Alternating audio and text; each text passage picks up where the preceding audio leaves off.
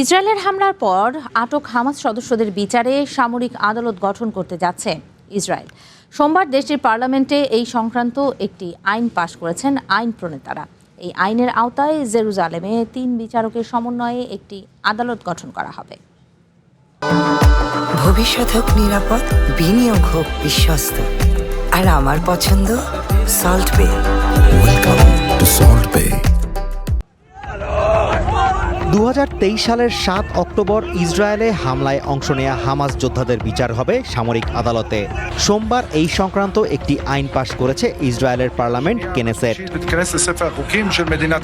ফিলিস্তিনি সশস্ত্র গোষ্ঠী হামাসের এলিট নুকবা বাহিনীর যোদ্ধাদের নেতৃত্বে ওই আকস্মিক হামলাটি ছিল ইসরায়েলের ইতিহাসের সবচেয়ে রক্তক্ষয়ী হামলা।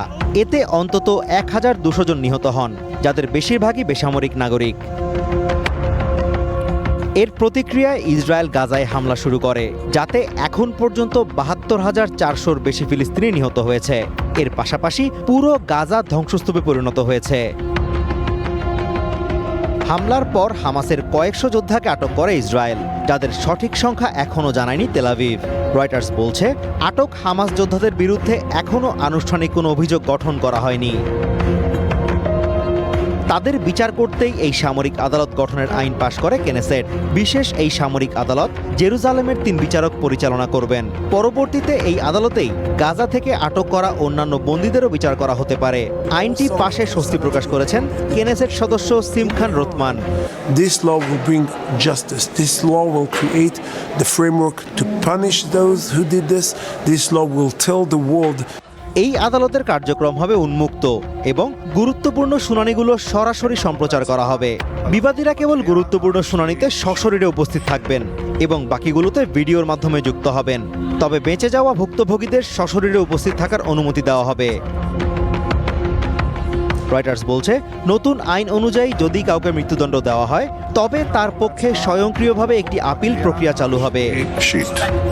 বিরোধী দলীয় আইন প্রণেতা শেলি তাল মেরন বলেন, নতুন এই আইনটি পাশের ক্ষেত্রে কেনেসেটের আইন প্রণেতারা নজিরবিহীন ঐক্য প্রদর্শন করেছেন। 120 সদস্যের মধ্যে 93 জনই এই আইনটির পক্ষে ভোট দেন। We are all in agreement, which is very unusual in this Knesset to agree between coalition and opposition. সরকারি জোট এবং বিরোধী দলের আইন প্রণেতারা সম্মিলিতভাবে এই বিলটি তৈরি করেন।